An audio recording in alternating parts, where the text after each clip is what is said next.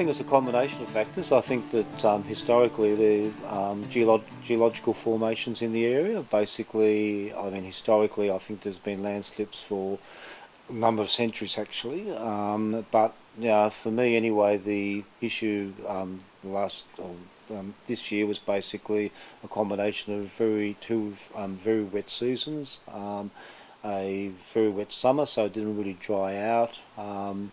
We also had some earth tremors associated with the earthquake which came from Curramborough. At the same time I was doing a bit of work in relation to land care, and basically had some equipment in which basically may have caused some vibrations. So I don't think there's any one specific factor. I think it was probably a combination of all those factors together which caused the landslips to occur. I think there's I could have done is perhaps some wider tree plantings at the top of the slope where the landslip occurred, because I think that would have helped absorb some of the water, so it wouldn't have been as much water pressure coming down. It appears that, according to the people from the Department of Primary Industry, that the combination of excess water flowing down was a factor which contributed to the severity of the landslip which occurred.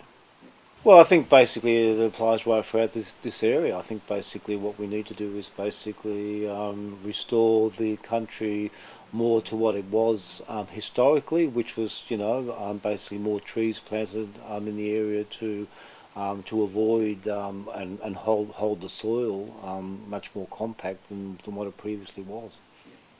I think you do have to live with it. I think it's always a possibility there. What you've got to do is try and do as much as you can to prevent the occurrence of them. But it's because basically the impact of human activity on the natural environment which causes some problems to occur. And the more people get involved in trying to restore things to its more natural order, if you like, I think the better off the area will be.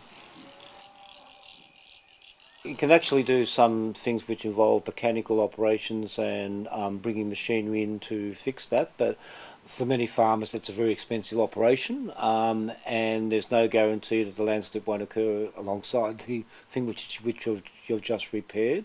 So I think the best approach to doing it is basically trying to, if you like, plant more vegetation to absorb the excess moisture which occurs and causes the landslips to occur.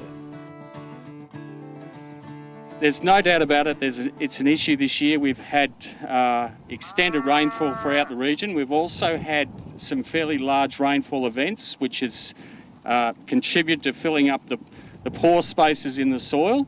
And then on top of that, on June the 19th this year, I think the earth might have moved for you because there was a 5.4 measured on the Richter scale. And even though that might not have caused landslips, it certainly triggered it. Landslips are more likely to occur in regions where there is over 900 mil of rainfall on slopes greater than 25 degrees in particular soil types. Now, we've got all those factors operating here.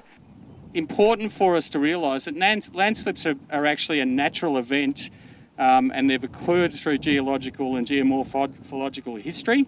There's no doubt that since European settlement there seems to have been an acceleration in landslips in this area, and the solution to landslips really lie with the landholder. The first thing is to maybe do a do-nothing approach and don't even worry about it. The issue is when it goes across farm boundaries, when it impacts on streams, when it impacts on farm infrastructure and a few other things. From there, we can go all the way down through, revegetating. We can go to reseeding with deep perennial pasture species, fencing it out, all the way down to, in some cases, some fairly costly engineering methods for doing something about landslips. And a lot of landslips occur on what we call slippage plains. And these slippage plains are where the decomposing rock and the rock actually come together. With the wet seasons, what would have happened is in came the rain into the soil, filled up the soil, and so the pore water pressure is increasing, so it's actually stopping the soil from hanging together that well. We have a second interesting thing going on.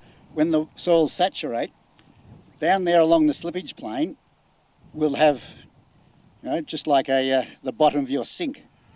And if you put a few small little stones in the bottom of your sink, they won't be as heavy because you have a buoyancy. So what we've got here is the soil's saturated, and so it's not as heavy because it's a little bit buoyant because of the water. And then we have this other interesting one because of the strata. How far did it go? It's gone 200 metres down there. Now, a normal landslip doesn't do that. If it's moving material, so it's a bit damp, but it's not a slurry. And I think the only way we can explain it, or the way I can only explain it, is that one of these strata under the ground with the 2 or 3 years of wet seasons has actually filled up from somewhere, and it could be kilometres away. And the strata actually was starting to push on the soil from lower down, so hydrostatic head, just like when your tank's up on top of the hill. So we had those three things working: the decreased soil strength, the increased buoyancy of the soil because of the saturation, and this sort of piston coming through the strata of the water.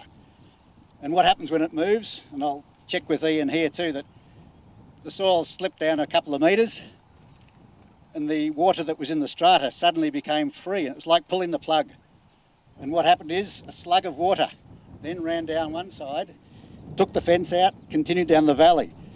So that wasn't just a landslip, that was also a mudslide to do with the water released, and that seems to be a common occurrence. And if that's the case, the water's not just the problem in the soil profile, the water is the problem in the underlying strata.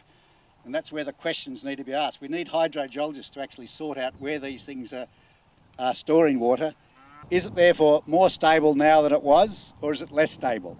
And I'm quite keen on the idea of having good photo points, or at least surveying bits and pieces to find out if anything's still moving. If you reckon it's stable, then it's worthwhile doing things, and those things can be a bit of cultivation perhaps if you want grass or putting your trees in.